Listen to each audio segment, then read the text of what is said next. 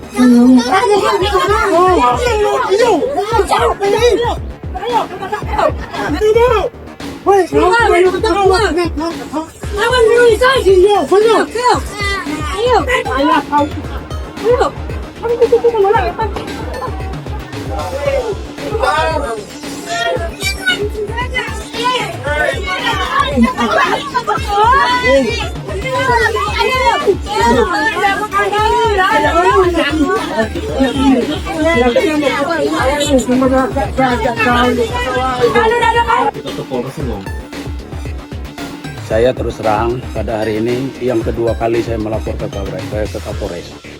Pertama, tindak kekerasan juga, penganiayaan terhadap kami, saya dengan anak saya. Yang kedua ini terjadi penyerangan ke rumah saya langsung. Jadi saya merasa terancam, anak dan istri saya, karena diserang oleh warga yang pendompeng. Jar bagi kami mengusir dompeng itu, karena kami sudah bosan sekali. Barang ini di depan rumah saya lagi langsung. Besok kalau rumah kami ini sudah roboh, siapa yang bertanggung jawab? Pihak mana yang bertanggung jawab untuk membangun rumah kami? Sementara orang dompeng ini mencari keuntungan pribadi. Laporan terkait dengan dugaan tindak pidana pengancaman yang dilaporkan oleh saudara Amri Firdaus, Ketua BPD Desa Teluk Langkap, Kecamatan Sumai, Kabupaten Tebon. Yang kedua, kita menerima laporan dari saudari Kuswatini, istri dari Ketua BPD, yaitu terkait dugaan tindak pidana penganiayaan. Mungkin tindak lanjut setelah terima laporan ini? Tindak lanjutnya untuk laporan ini kita akan proses secara transparan dan berkeadilan sehingga dapat memberikan kepastian hukum terhadap korban.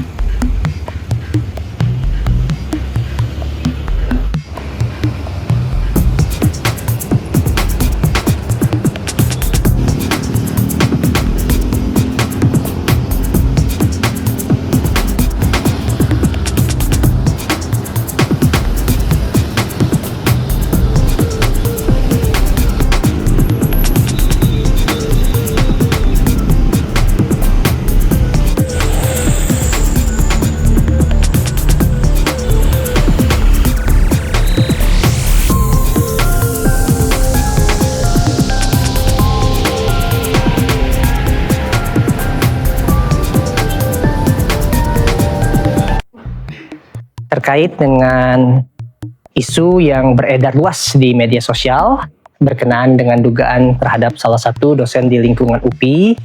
Maka kami menyadari bahwa isu tersebut dapat menimbulkan kekhawatiran di tengah masyarakat luas. Untuk itu kami sampaikan bahwa saat ini isu itu telah diterima oleh pimpinan dan langsung ditangani oleh Komisi Etik Universitas.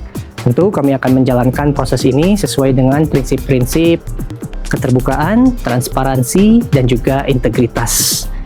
Untuk itu, saat ini posisi daripada isu ini ada pada Komisi Etik Universitas. Dan mudah-mudahan isu ini segera terselesaikan dengan tepat, cepat, dan juga tetap berintegritas. Terima kasih.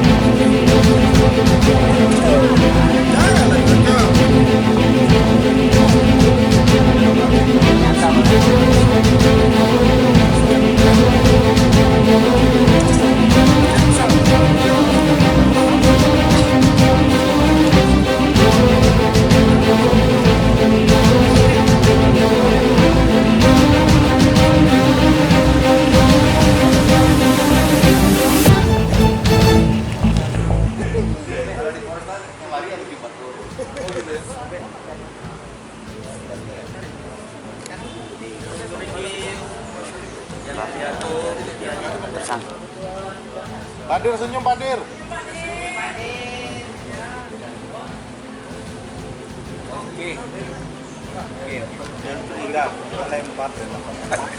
Ini pelapornya dari Bank Jambi.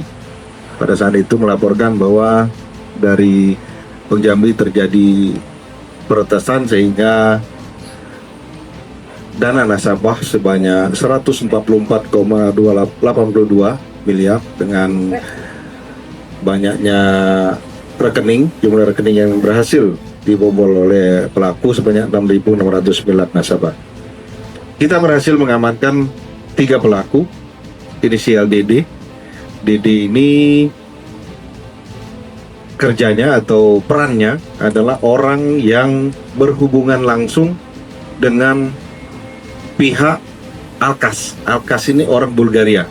DD disiapkan untuk mencari orang-orang yang mau membuka rekening bank maupun rekening kripto. DD yang mengantar ke Alkas yang orang Bulgaria di Jakarta. Kita berhasil mengikuti si DD dan 2 orang rekannya, yang mana DD ini adalah residivis di kasus yang sama di Bank Kalsel, bukan penahanan. Dan selanjutnya untuk pelaku masih kita lakukan pengembangan. Mereka melakukan ini selalu pada saat hari libur, ya Sabtu Minggu. Kemudian mereka ini udah menyiapkan lagi. Jadi pada saat kita tangkap ini Dede sudah menyiapkan lagi untuk diminta oleh orang luar ini untuk menyiapkan lagi, buka rekening lagi untuk nggak tahu kita kemana, tujuannya bank mana. Yang jelas mereka udah menyiapkan lagi. Yang kita berhasil amankan yang ada di kripto itu 18,9 miliar. Yang berhasil, sisanya dari itu yang keluar sampai sekarang belum bisa kita temukan. Rata-rata BB. Ya. Ada alasan nggak Pak? Kenapa? Bisa kita ngarah ke sana detik. Ya. Dan juga menghimbau kepada seluruh masyarakat UPI apabila ada hal yang dari atensi juga terjadi, dan mudah-mudahan kita bisa berlanjut untuk aset yang bisa diambil.